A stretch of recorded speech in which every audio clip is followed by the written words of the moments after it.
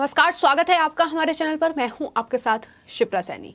एजेंडाधारी राकेश टिकैत को बड़ा झटका लगा है। राकेश टिकैत के राइट हैंड माने जाने वाले राजू अहलावत ने बीजेपी का दामन थाम लिया है। बीजेपी में वो शामिल हो गए हैं, जो न सिर्फ राकेश टिकैत बल्कि तमाम विपक्षी पार्टियों के लिए भी बड़ा झटका है। वहीं उत्तर प्रदेश से एक और बड़ी खबर सामने आ रही है कि उत्तर प्रदेश में सभी पुलिस कर्मियों की छुट्टियां अगले आदेश तक रद्द कर दी गई हैं। वहीं उत्तर प्रदेश के 11 जिले हाई अलर्ट पर हैं। क्या यूपी में कुछ बड़ा होने वाला है? ये सवाल लगातार बना हुआ है। जिस तरीके से उत्तर प्रदेश में पुलिसकर्मियों की छुट्टियां रद्द कर दी गई हैं। लेकिन सबसे पहले बात राकेश टिकैत ही करेंगे। राकेश टिकैत जो लगातार नए कृषि कानूनों के विरोध के नाम पर जो फर्जी आंदोलन चला रहे हैं, उन्हें बड़ा झटका लगा है। दरअसल राकेश टिकैत के राइट हैंड माने जाने वाले राजू अहलावत ने बीजेपी का दामन थाम लिया है। भारतीय किसान यूनियन के 7 साल तक राजू अहलावत अध्यक्ष रहे हैं और इसके साथ ही मंडल के महासचिव भी वो रहे हैं। सक्रिय नेता राजू अहलावत ने अब भारतीय किसान यूनियन को छोड़कर बीजेपी का दामन थाम लिया है। बीजेपी में वो शामिल हो गए हैं। तो एक तरफ राकेश टिकैत जो लगातार लोगों और खासतौर पर किसानों को बरगला रहे हैं, कृषि कानूनों को लेकर भ्रम फैला रहे हैं, लेकिन इस बीच भारतीय किसान यूनियन के इस दिग्गज नेता का बीजेपी में शामिल होना जाहिर तौर पर भारतीय किसान यूनियन, राकेश टिकैत, नरेश टिकैत और इन तमाम एजेंडाधारियों के लिए बड़ा झटका है। लेकिन वहीं अखिलेश यादव और मायावती जैसे नेताओं के लिए भी ये राजू अहलावत का फैसला किसी बड़े झटके से कम नहीं है।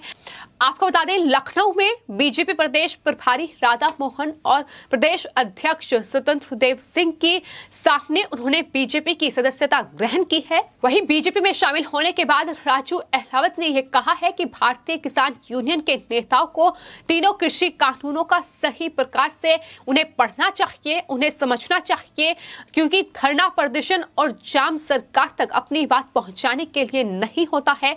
जब सरकार बातचीत के लिए बुला रही है तो किसी बात पर अड़ना सही नहीं है, ये उनकी तरफ से कहा गया है। आपको बता दें, राजू अहलावत अभी तक तीनों कृषि कानूनों के विरोध में लगातार राकेश टिकैत और भारतीय किसान यूनियन के साथ रही हैं।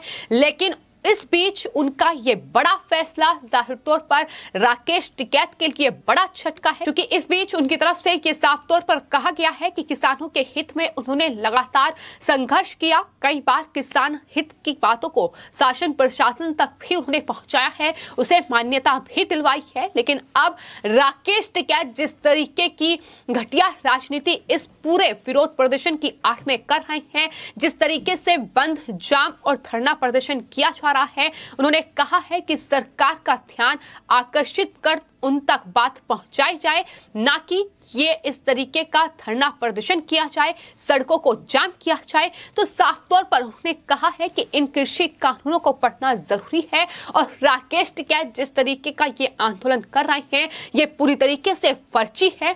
ये सिर्फ और सिर्फ अपनी राजनीति चमकाने के लिए किया जा रहा है। साफ तौर पर राजू अहलावत की ओर से ये कहा गया है, उन्होंने कहा है कि ये 3 कृषि कानून नहीं है, बल्कि किसानों के लिए ये विकल्प है जो सरकार की ओर से दिए गए हैं।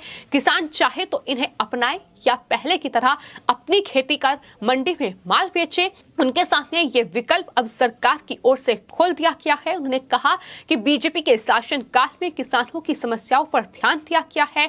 इन्हें कम करने की तमाम कोशिशें जो हैं वो केंद्र सरकार की ओर से की गई हैं। तो जाहिर तौर पर राजू अहलावत, जो कि अभी तक राकेश टिकैत के राइट हैंड थे, भारतीय किसान यूनियन के एक मजबूत स्तंभ के तौर पर उन्हें माना जाता था, लेकिन अब वो बीजेपी में शामिल हो गए हैं और उसके बाद इस किसान आंदोलन को बड़ा झटका जरूर लगेगा। लेकिन वहीं राकेश टिकैत और ये तमाम एजेंडाधारी आंदोलन जीवी जिस तरीके से इस आंदोलन की आड़ में अपनी राजनीतिक रोटियां सेक रहे हैं, उनके लिए भी ये खबर किसी बड़े झटके से कम नहीं है।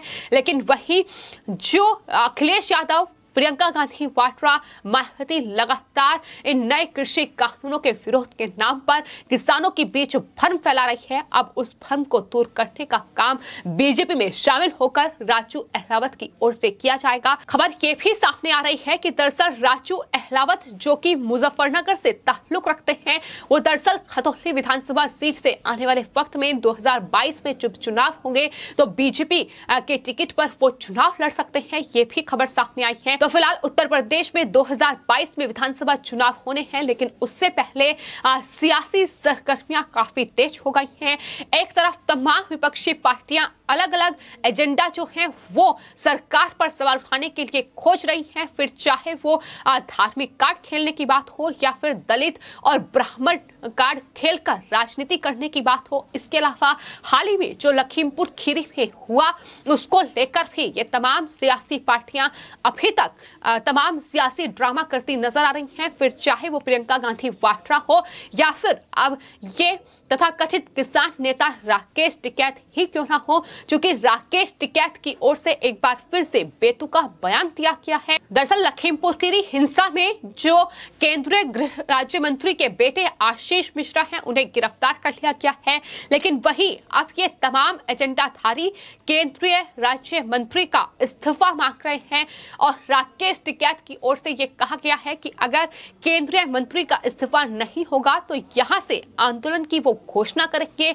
लखनऊ में एक बड़ी पंचायत होगी। लखीमपुर मामले में राकेश टिकैत ने अपनी योजना को लेकर ये कहा है कि हिंसा में मारे गए किसानों के अस्थि कलश देश के हर जिले में जाएंगे, लोग उन्हें श्रद्धांजलि देंगे। तो इस तरीके की घटिया तमाम बयान जो है वो राकेश टिकैत की ओर से पहले भी दिए गए हैं और अब राकेश टिकैत लखीमपुर खीरी हिंसा को लेकर जिस तरीके की बेतुकी बयानबाजी कर रहे हैं उस पर उत्तर प्रदेश के मुख्यमंत्री योगी आदित्यनाथ की ओर से दो टूक ये कहा गया है कि अगर उत्तर प्रदेश के लोगों के जीवन को अस्त व्यस्त करने की कोशिश इन लोगों के द्वारा की जाएगी, अगर इस तरीके से उत्तर प्रदेश के लोगों को परेशान किया जाएगा तो उसका जवाब देने के लिए सरकार तैयार है। राकेश टिकैत भी अपनी तैयारी कर ले, ये दो टूक उनकी तरफ से कहा गया था। तो फिलहाल उत्तर प्रदेश विधानसभा चुनाव से पहले उत्तर प्रदेश में लगातार तमाम ये विपक्षी पार्टियां, फिर चाहे वो समाजवादी पार्टी हो,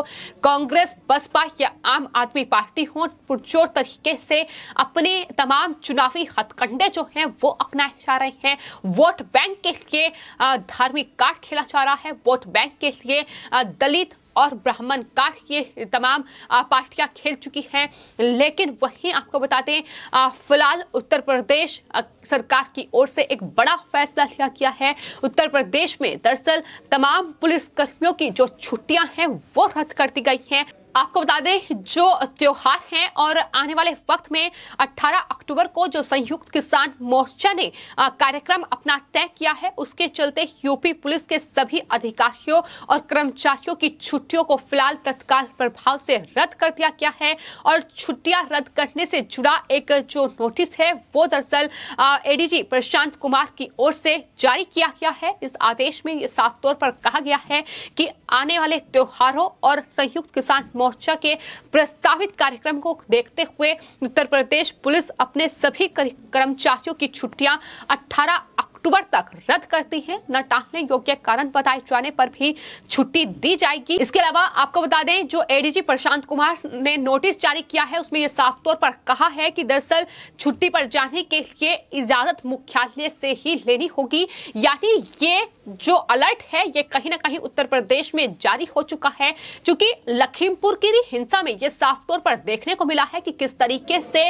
इस पूरे किसान आंदोलन की आड़ में ये लखीमपुर खीरी की जो हिंसा है वो एक षड्यंत्र के तौर पर सामने आई है, जहां तमाम विपक्षी पार्टियों और इन संयुक्त किसान मोर्चा का एक मिला जुला षड्यंत्र देखने को मिला। तो लखीमपुर खीरी में जो कुछ हुआ वो साफ तौर पर दिखाई देता है कि किस तरीके से ये षड्यंत्र जो है सरकार के खिलाफ रचा गया था, जिसमें तमाम विपक्षी पार्टियां भी शामिल थी। उसमें राकेश टिकैत और उनके तमाम ये एजेंडाधारी आंदोलनजीवी लोग भी शामिल थे और मिलकर ये षड्यंत्र सरकार के खिलाफ रचा गया था। लेकिन अब अब संयुक्त किसान मोर्चा की ओर से जो 18 अक्टूबर को इन्होंने कार्यक्रम अपने तय किए हैं, उसके मद्देनजर फिलहाल तमाम जो पुलिसकर्मियों की छुट्टियां हैं वो रद्द कर दी गई हैं।